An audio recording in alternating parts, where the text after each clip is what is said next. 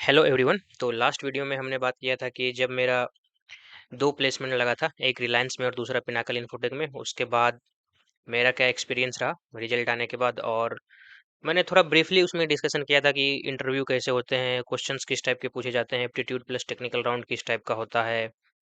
मैंने उसमें बहुत ही ब्रीफली डिस्कशन किया था ये सब। तो इस वीडियो में मैं पार्टिकुलरली सिर्फ और सिर्फ रिलायंस के बारे में बात करूंगा कि रिलायंस का इनिशियल से लेकर फाइनल प्रोसीजर क्या है, स्टेप वन क्या है और स्टेप फाइनल क्या है। ठीक है, तो चलिए शुरू करते हैं।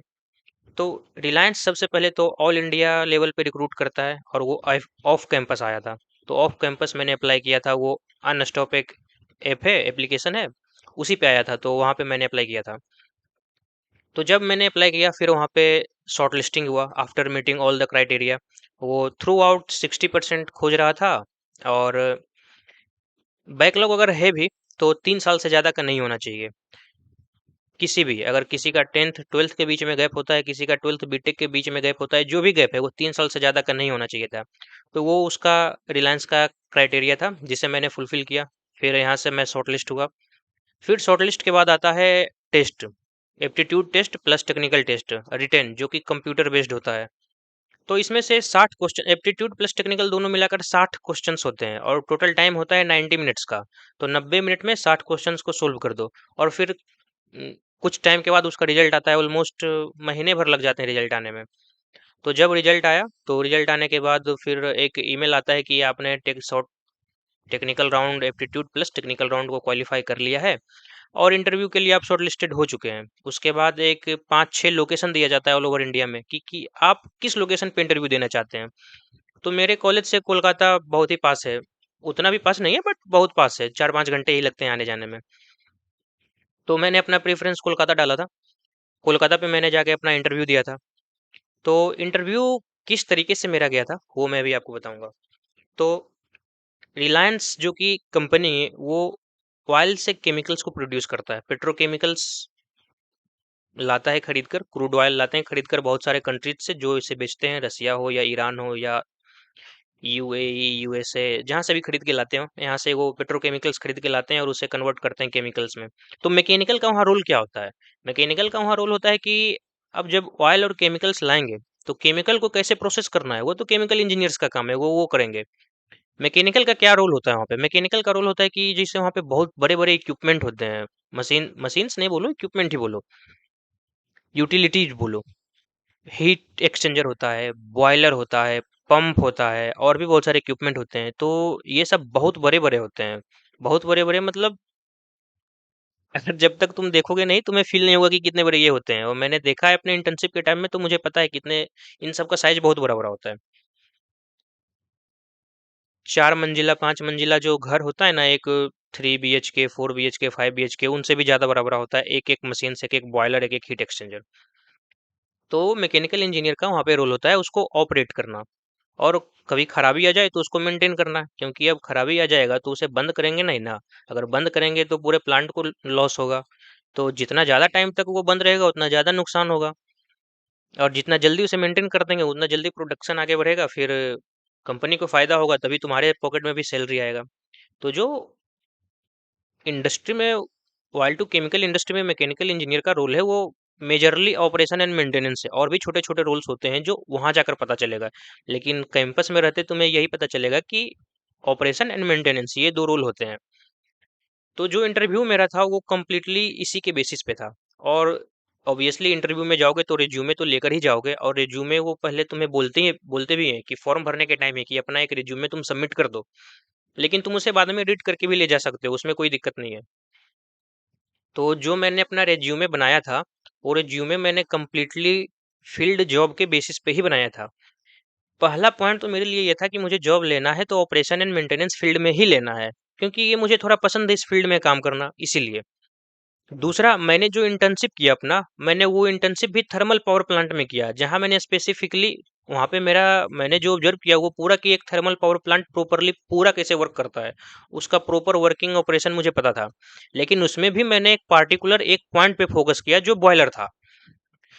तो मैंने अपने रिज्यूमे को उसी बेसिस पे टेलर किया। जैसे अगर कोई सब्जेक्ट मेरे को पसंद था, तो मैंने रिज्यूमे में लिख के रखा था कि thermodynamics and strength of material, ये दोनों मैंने अपने स्किल्स में लिख कर रखा था। फिर जब मैंने इंटर्नशिप किया, तो मैंने इंटर्नशिप भी थर्मल पावर प्लांट में किया, जहाँ मैंने बॉयलर पे वर्क किया। तो इंटर्नशिप भी मेरा फील्ड जॉब के ही अकॉर्डिंग फिट बैठ रहा था। उसके बाद कॉलेज में मैंने दो प्रोजेक्ट किए थे। एक माइनर प्रोजेक्ट था, एक मेजर प्रोजेक्ट था। माइनर प्रोजेक्ट था 3D प्रिंटिंग, और जो मेजर प्रोजेक्ट था वो था production of graphene oxide from thermal कुछ करके एक प्रोसेस था, मैं भूल गया हूँ। हाइड्रोथर्मल कार्बोनाइजेशन, हाँ। जो मैंने कॉलेज में मेरा फाइनल प्रोजेक्ट था वो था production of graphene oxide from hydrothermal carbonisation. तो मेरे प्रोजेक्ट में इंटरव्यूअर ने बहुत इंटरेस्ट लिया। अभी तो जो मैंने ये रिज्यूमे लिखा था, तो सबसे पहले उन्होंने मुझे थर्मोडायनेमिक्स से क्वेश्चन पूछा। थर्मोडायनेमिक्स से बेसिक क्वेश्चन पूछे, फिर बॉयलर्स से क्वेश्चन पूछे, और फिर उन्होंने मेरा देखा प्रोजेक्ट। तो 3D प्रिंटिंग जो मेरा प्रोजेक्ट था उससे ज़्यादा कुछ नहीं पूछा, ऑलमोस्ट टच भी मुझे नहीं लगता कि उन्होंने टच किया था। लेकिन जो मेरा मेजर प्रोजेक्ट था production of graphene oxide from hydrothermal carbonisation, तो उन्होंने मुझे पूछा कि हाइड्रोथर्मल कार्बोनाइजेशन क्या होता है, ये ग्रेफीन ऑक्साइड क्या है, तुम इस प्रोजेक्ट को अपने कॉलेज में कैसे कर रहे हो, बहुत सारे प्रोसेस होंगे, CVD प्रोसेस होता है और भी बहुत सारे प्रोसेस होते हैं ये ग्रेफीन ऑक्साइड को प्रोड्यूस करने का। तो तुमने हाइड्रोथर्मल कार्बोनाइजेशन ही क्यों चूज किया, इसके पीछे का रीजन क्या है। ग्रेफीन ऑक्साइड जो प्रोड्यूस होकर तुम्हारे कॉलेज में आएगा, मान लो तुमने प्रोजेक्ट किया, उससे ग्रेफीन ऑक्साइड निकल कर आ गया, फिर उसका तुम क्या करोगे आगे। तो मैंने बोला सर उसे मैं आगे लैब में टेस्ट करने के लिए भेजूंगा कि वो कितना प्योर है कितना अनप्योर है, वो चेक करने के लिए। फिर पूछा कि ये जो ग्रेफीन ऑक्साइड है इसका एप्लीकेशन कैसे, एप्लीकेशन कहाँ से आता है, कहाँ कहाँ होता है। तो मैंने वो बताया कि उसका एप्लीकेशन कहाँ कहाँ पे होता है। फिर उन्होंने मुझे पूछा कि प्रोजेक्ट करने के टाइम तुमको कैसे पता चला कि इसका एप्लीकेशन कहाँ कहाँ पे होता है। फिर मैंने बोला सर प्रोजेक्ट करने के टाइम तो नहीं पता चला, लेकिन ये चूंकि मेरा प्रोजेक्ट था तो मैंने इसके रिगार्डिंग थोड़ा स्टडी किया, थोड़ा पढ़ा लिखा, तब मुझे वहां से पता चला। तो इस बात से इंटरव्यूअर बहुत ज्यादा इम्प्रेस हो गया। इसके बाद मैंने अपने रिज्यूमे में लिखा हुआ था टीम लीडिंग, क्योंकि I love to lead any team. अगर मुझे मौका मिलता है तो मैं कोशिश करता हूँ कि किसी टीम को लीड करूँ, वो मेरा स्ट्रॉन्ग जोन है। प्लस मेरा कम्युनिकेशन बहुत अच्छा है। तो मैंने अपने स्किल्स में कम्युनिकेशन भी लिख के रखा था और टीम लीडिंग भी लिख के रखा था। तो उन्होंने पूछने लगे कि टीम लीडिंग, लीडर का क्वालिफिकेशन, मतलब क्वालिफिकेशन नहीं, लीडर का क्वालिटी बताओ, एक अच्छा लीडर का क्या क्या क्वालिटी होना चाहिए। तो इस पे थोड़ा डिस्कशन हुआ। फिर मैंने लिखा था cricket, I love to play cricket. तो फिर उन्होंने मुझसे क्रिकेट से भी क्वेश्चन पूछा।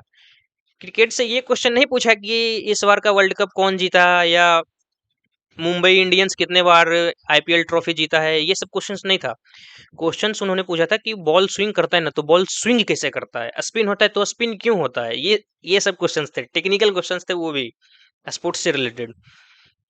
तो जब मैंने एप्टीट्यूड प्लस टेक्निकल क्वालिफाई किया, तो उसके बाद इंटरव्यू के लिए शॉर्टलिस्ट हुआ। फिर इंटरव्यू मेरा इसी प्रकार से गया जैसा मैंने अभी आपको बताया है। फिर इंटरव्यू के 1 महीने बाद फिर से एक मेल आया कि congratulations, you have been shortlisted for the GET programme.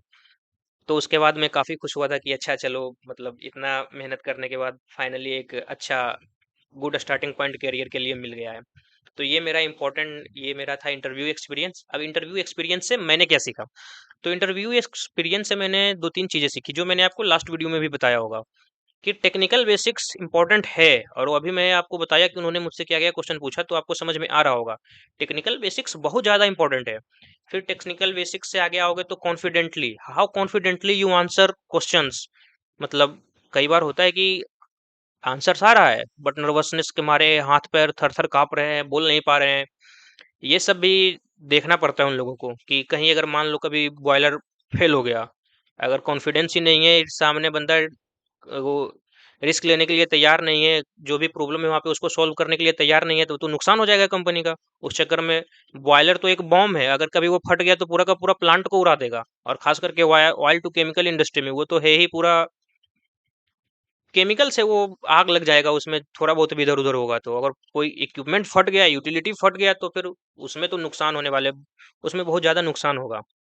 तो वो चेक करते हैं कि तुम्हारा कॉन्फिडेंस कैसा है, तुम रिस्क ले सकते हो या नहीं, किसी पोजीशन को हैंडल कर सकते हो कि नहीं, ये भी बहुत ज्यादा इंपॉर्टेंट था। इसके बाद उन्होंने चेक किया, जैसे मैंने जो थर्मल पावर प्लांट में अपना इंटरव्यू किया था, तो उन्होंने चेक किया कि क्या इस लड़के को थर्मल पावर प्लांट का पूरा लेआउट पता है या नहीं।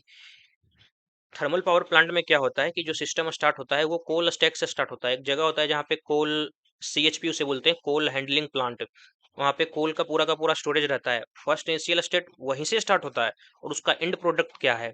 तो उन्होंने मुझसे पूछा कि प्लांट का लेआउट क्या है, उसका प्रोसेस मुझे पता है या नहीं, उसका ऑपरेशन मुझे पता है या नहीं, एक स्टेप से दूसरे स्टेप पे कैसे जाया जाता है, दूसरे से तीसरे पे कैसे जाया जाता है, उसके बीच में कौन कौन से यूटिलिटी इक्विपमेंट्स हैं वहाँ पे, इन सभी चीज़ों के बारे में उन्होंने मुझसे पूछा।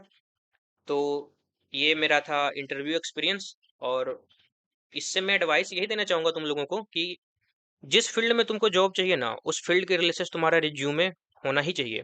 और रिज्यूमे कैसे बनाएं इसके बारे में मैं फिर कभी आगे एक वीडियो बनाऊंगा, तो वहाँ पे मैं बताऊंगा कि ऑपरेशन मेंटेनेंस फील्ड में जॉब चाहिए तो उसके लिए रिज्यूमे क्या होना चाहिए, डिजाइन में जॉब चाहिए तो उसके लिए रिज्यूमे क्या होना चाहिए, प्रोडक्शन में जॉब चाहिए तो उसके लिए रिज्यूमे क्या होना चाहिए। ये मैं आगे आने वाली वीडियो में कभी रिज्यूमे से रिलेटेड कोई वीडियो बनाऊंगा, तो वहाँ पे मैं बताऊंगा। फिर इससे अगर आगे बढ़े, तो मैंने पिछले वीडियो में भी बताया था कि इंटरव्यू प्रिपरेशन के लिए मटेरियल है नहीं इंटरनेट पे उपलब्ध, बहुत सारे क्या है ही नहीं, बहुत मुश्किल से ढूंढना पड़ता है, 50 अलग अलग जगह पे जाना पड़ता है, तब जाकर एक सब्जेक्ट का मटेरियल तैयार होता है। और मैंने 6-7 महीने मटेरियल तैयार करने में ही लगाया है, मैंने पिछली वीडियो में बताया था इसके बारे में।